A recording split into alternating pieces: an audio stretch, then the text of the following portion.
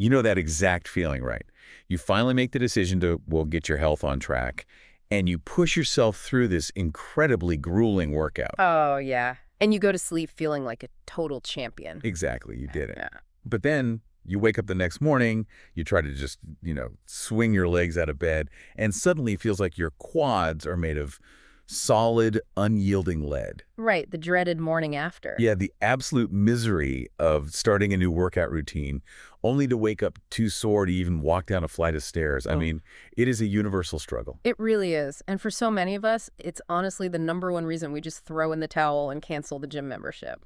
But what if you could fundamentally change your body's response to that stress? Like, what if there was a scientifically proven way to blunt that paralyzing pain and speed up your recovery? And doing it just by using a highly accessible dietary supplement. I mean, it truly is the holy grail of exercise physiology. It really is. Finding a biological strategy to, decouple the necessary physical exertion of a workout from the unnecessary, just debilitating aftermath that usually follows. And that is exactly the mission of our deep dive today. We are exploring how you can actually conquer workout-induced pain from the inside out. I'm really excited for this one. Me too.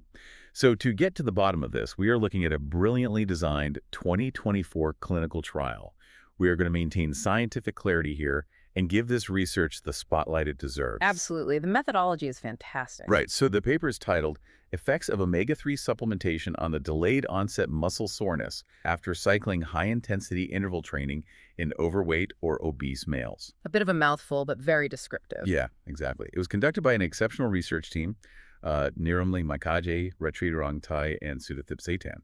And it was published in the Journal of Sports Science and Medicine. And we are going to break down their findings in a really accessible way today because the implications here are genuinely game-changing for anyone trying to stay active. They really are. The reason this particular paper is so compelling is that it sits right at the intersection of exercise physiology and nutritional science. Right. It's not just about macros or something. Exactly. And it's not a study about helping elite Olympic athletes get back on the field a few hours faster either. The researchers are aiming to solve a massive, everyday public health hurdle. Which is keeping people moving. Right.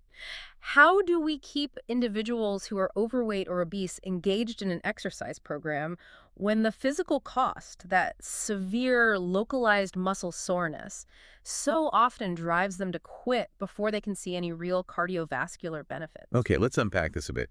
Because if you, step into a clinic today and tell your doctor, hey, I need to manage my weight, the traditional medical advice is usually a protocol called MICES. MICES, right. Moderate intensity continuous exercise. Exactly. Think about jogging on a treadmill or using an elliptical at a steady, unchanging pace for 45 minutes to an hour. Which sounds exhausting in its own way. It is.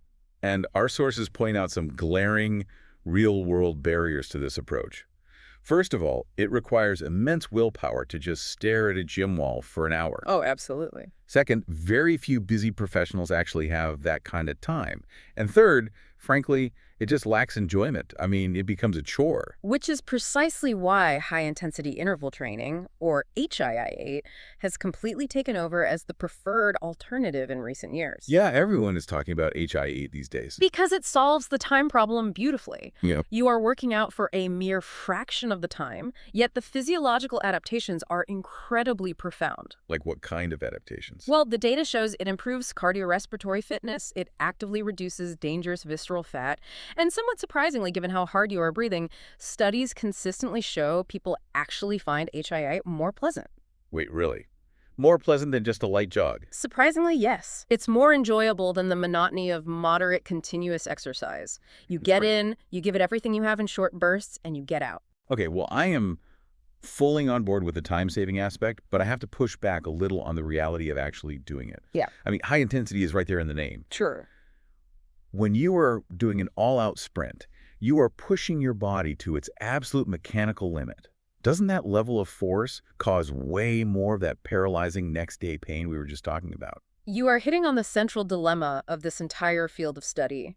You are referring to DOMS, delayed onset muscle soreness. The dreaded DOMS. Yes. And it is called delayed because it doesn't actually happen while you are sweating on the bike or the track. It sneaks up on you. Usually the next morning. Right, usually peaking anywhere between 24 and 48 hours after you leave the gym. Yeah. And it can linger, making you miserable for 5 to 7 days. Wow, a whole week. And here's the truly cruel irony that this study brings to light. For someone with a higher body fat percentage, the muscle damage from a HIIT workout is actually empirically worse than it is for a leaner person doing the exact same relative workload. Wait, that is just brutal. It really is. So the exact demographic of people who are being actively prescribed this exercise by their doctors to improve their health are like actually experiencing worse physical punishment from it. The physiological data supports that entirely. We see significantly higher markers of muscle damage in individuals with higher body fat after interval training. That's so unfair. It is. And you can see how this creates a vicious psychological and physical cycle. They take the leap, they try a HI class, they actually enjoy the time efficiency of it, but then they get sidelined by severe DOMs for nearly a week. Right. So the soreness limits their daily movement. They lose all their motivational momentum, and inevitably they just abandon the routine entirely. Exactly. They just quit. It is completely heartbreaking when you frame it like that. It's basically a biological trap.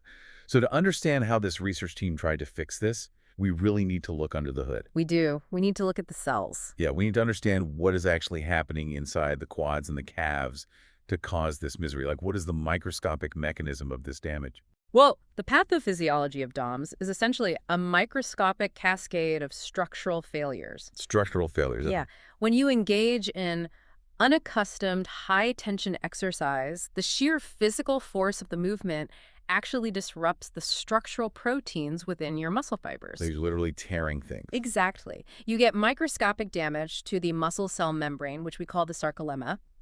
Normally, that membrane keeps everything in perfect balance. Right. But when it gets physically torn, calcium from outside the cell suddenly rushes in and accumulates where it shouldn't be. Okay, I sometimes picture the muscle cell membrane like a water balloon. I like that analogy. Yeah, so when you are exercising really hard, especially if your body isn't conditioned for it, you're putting massive tension on that balloon, stretching and weakening the rubber until it finally starts to fray. Yes, exactly. But instead of just water leaking out, you're saying stuff is rushing in. This calcium floods in through the micro tears, like, breached hull in a submarine. That is a perfect way to visualize it. And that sudden flood of calcium sets off the panic alarms inside the cell. What happens then? It activates what are known as proteolytic enzymes. Proteolytic simply means they break down proteins. In a healthy state, these enzymes are tightly regulated. But the calcium influx makes them freak out. Precisely. It causes them to go rogue. They begin to aggressively degrade the actual structural framework of the muscle, specifically targeting the Z-line of the sarcomeres. And the sarcomeres are what? The actual muscle fibers? They're the basic contractile units of the muscle, yes. Oh, wow. So the structural beams holding the muscle together are literally being chopped down by these rogue enzymes. That's exactly right. And I imagine that makes the breached hull of our cell membrane even weaker, right? Precisely.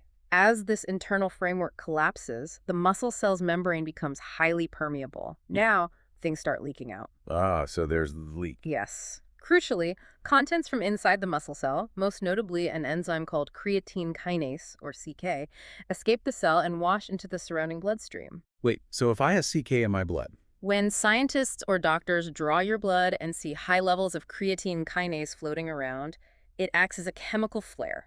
It is undeniable proof that structural muscle damage has occurred. Okay, let me make sure I have this straight. So the tension causes the tear, the calcium rushes in, the rogue enzymes chop down the structural beams, and the internal fluids like creatine kinase leak out into the blood. You've got it perfectly. But, creatine kinase itself doesn't cause pain, does it? It's just a marker. So where does the actual soreness come from? What's fascinating here is the body's immune response to that leak. The immune system recognizes all this cellular debris and initiates an inflammatory cascade. So the body thinks there's an injury. Exactly. The chemical leak acts like a powerful magnet for white blood cells, specifically neutrophils, which just rush to the site of the damage in the muscle tissue. Okay, so the immune system swarms the area. Right. And over the next several hours, these neutrophils transition into macrophages, which are immune cells that basically act as a cleanup crew, clearing out the damaged cellular debris. That sounds like a good thing, though. It is, but in the process of doing this aggressive cleanup, these macrophages produce a compound called prostaglandin E2. And let me guess, prostaglandin E2 is the actual bad guy making me hobble down the stairs. It is the primary chemical culprit behind acute inflammation. Ah, there it is. Prostaglandin E2 essentially turns up the volume on the pain receptors in your muscles, making those nerves incredibly hypersensitive. So every little movement just screams at you. Yes. That hypersensitivity combined with the local swelling from the immune rush is what causes the intense sensation of pain and stiffness you feel at that 48-hour mark. Okay, I have a very clear picture of the cellular chaos now. But this brings up a really interesting detail about the study's design that I want to explore. Sure, what's that? Well, the researchers specifically chose a cycling HIIT protocol for these men.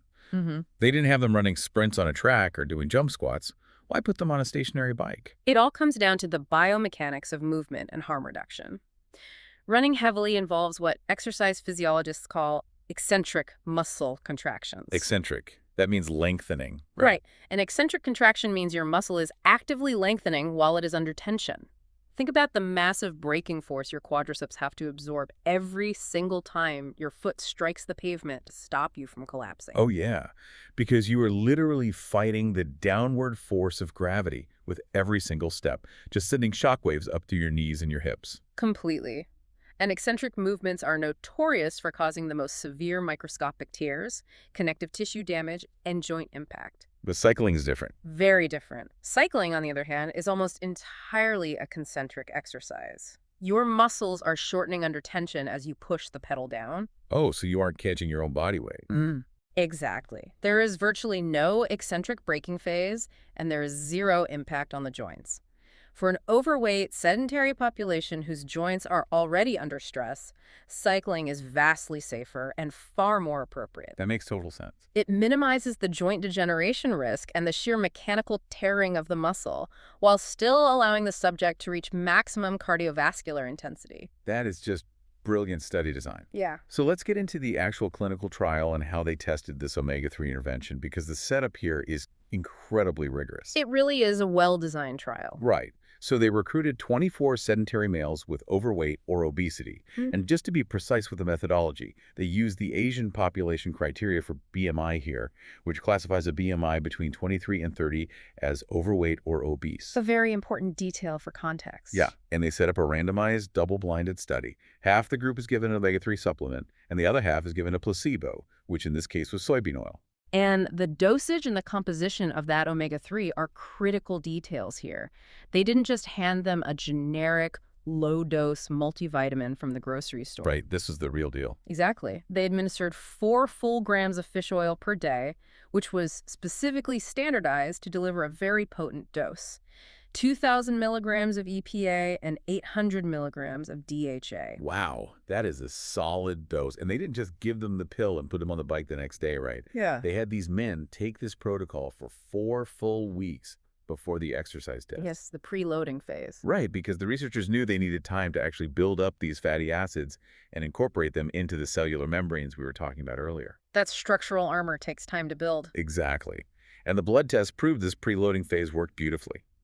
The omega-3 group saw their omega-3 index, which is the actual physical concentration of these specific fatty acids built into their red blood cells, increased by a staggering 52.51%. Which is phenomenal because it proves the intervention was highly compliant. They actually took the pills.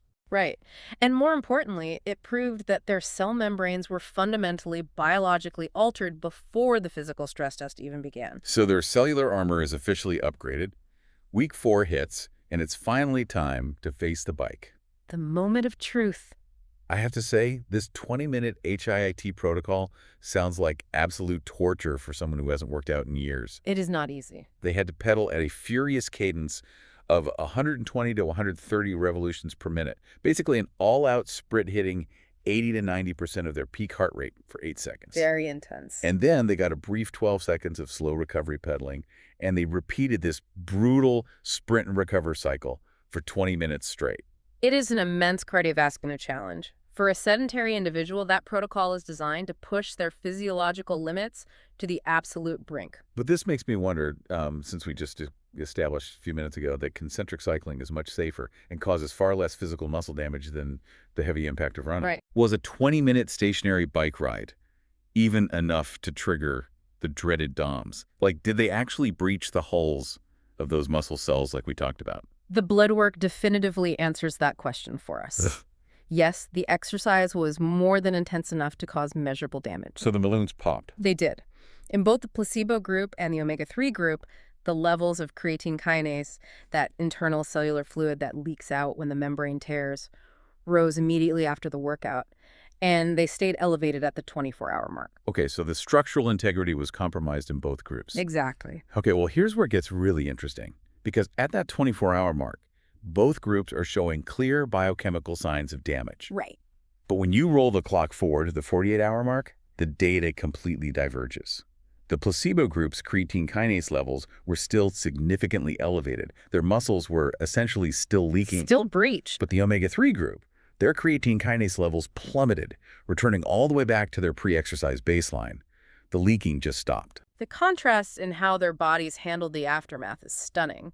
And we see that same protective effect beautifully reflected in their immune system response, too. Oh, really? With the white blood cells? Yes. If you look at the white blood cell count, the placebo group experienced an immediate, significant inflammatory spike right after the workout. Their immune system recognized a crisis and rushed those neutrophils to the area to deal with the trauma. The cleanup crew.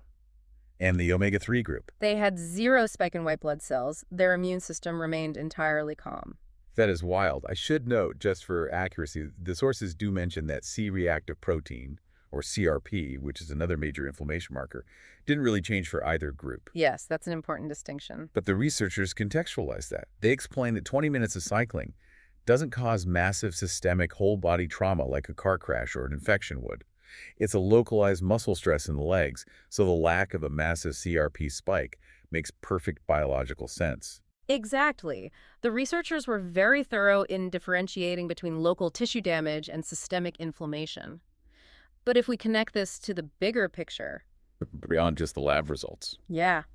Blood markers and enzyme levels are great for scientists in a lab, but what about the actual human beings participating in this study? How did these subjects actually feel when they woke up the next day?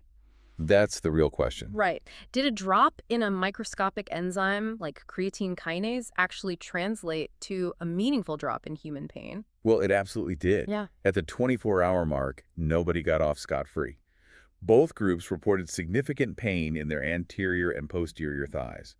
The DOMs had arrived on schedule. As expected. But when the researchers looked at the rate of pain reduction between 24 and 48 hours, the omega-3 group experienced a significantly greater reduction in calf pain compared to the placebo group. That's huge. Yeah, the agonizing soreness was flushing out of their system at a vastly accelerated rate. And they didn't just rely on subjective pain questionnaires either. They tested raw functional recovery. How did they do that? They used an indirect 1-rep max leg press test. Essentially, they had the participants lift a submaximal weight for repetitions to calculate their total leg strength capacity. Okay, so seeing if they actually got their strength back. Exactly. And the omega-3 group recovered their baseline leg strength just 24 hours after that grueling bike sprint. Wow, 24 hours. Yes. The placebo group, on the other hand, was still functionally weakened and took a full 48 hours to regain their power. The practical implication of that is massive. I mean, getting your physical strength back a full day earlier means you aren't limping around the office. Right. It means you could realistically get back to the gym a day earlier without feeling weak and discouraged. But, this brings up a really critical question for me regarding how this is working. What are you thinking? Well, if someone takes a handful of ibuprofen after a leg day, they might report less pain on a clipboard, but they aren't necessarily healing the tissue faster.